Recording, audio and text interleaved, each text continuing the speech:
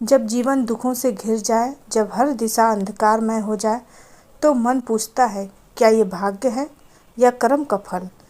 इस शाश्वत प्रश्न का उत्तर स्वयं भगवान शिव ने माता पार्वती को दिया था। आज हम आपको ले चलेंगे एक दिव्य संवाद की ओर, जहाँ कर्म और भाग्य का रहस्य उजागर हुआ। एक बार कैलाश पर्वत पर जब प्रकृति अपनी संपूर्ण शांति में थी, माता पार्वती का हृदय एक चिंता से व्याकुल हो उठा। उन्होंने देखा कि संसार में अनेक लोग दुखों से ग्रस्त हैं। कोई निर्धन है, कोई रोगी है, कोई अकाल मृत्यु का शिकार है। माता पार्वती ने शिवजी से पूछा, नाथ, आप त्रिलोकी के स्वामी हैं, सब कुछ आपके अधीन है, फिर भी संसार में इतनी पीड़ा क्यों है? क्या यह सब उनके भाग्य में लिखा है या उनके कर्मों का परिणाम? भगवान शिव मंद मुस्कान के साथ बोले, उमा, यह प्रश्न जितना सरल प्रतीत होता है उतना ही गहन है। आओ मैं तुम्हें एक रहस्य सुनाता हूँ। भगवान शिव ने माता पार्वती को एक कथा सुनाई। एक बार एक ब्राह्मण पुत्र था, अत्यंत धार्मिक और परोपकारी। वो प्रतिदिन मंदिर जाता था, लोगों की सेवा करता था और ईश्वर का नाम जपता। किंतु जीवन भर परिश्रम करने के बाद भी वह निर्धन रहा। उसके सभी प्रयास विफल होते रहे। एक दिन उसने तंग आकर कहा, क्या मेरे सभी कर्म व्यर्थ हैं? क्या मेरा भाग्य ही दुर्भाग्यपूर्ण है? भगवान शिव बोले, उसका यह विचार यथार्थ था, क्योंकि उसने पूर्व जन्मों में भी कर्म तो किए, परंतु मन में अहंकार रखा। उसका भाग्य उसके बीते हुए कर्मों की छाया था।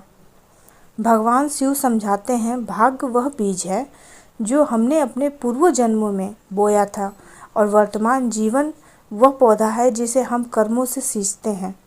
यदि हम आज भी सजग ना हो तो आने वाला भाग्य भी वैसा ही होगा।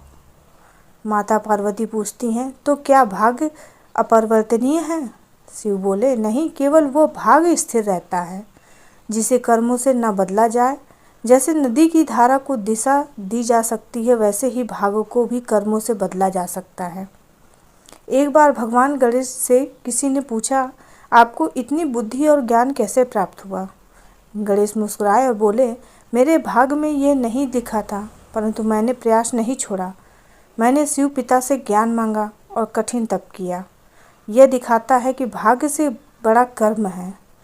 पार्वती पूछती हैं, यदि हम सत्कर्म करें तो भी दुख क्यों आते हैं?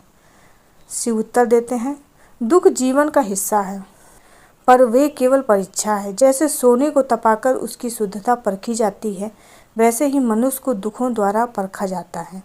वह दुखों में भी कर्मशील रहे, यही उसका उत्तम भाग्य होगा।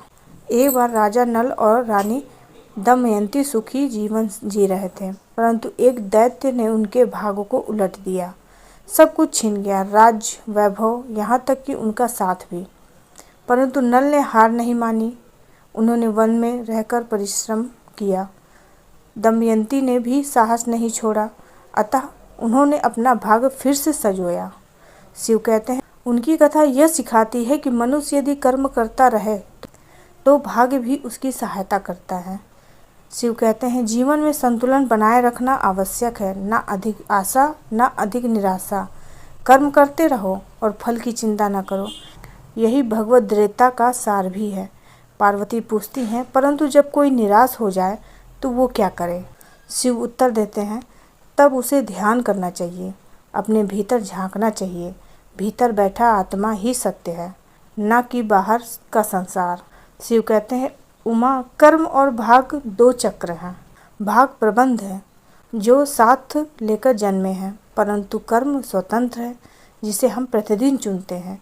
यदि हम सत्कर्म करें, मन शांत रखें, सत्य का पालन करें, तो हम अपने भाग्य को भी परास्त कर सकते हैं।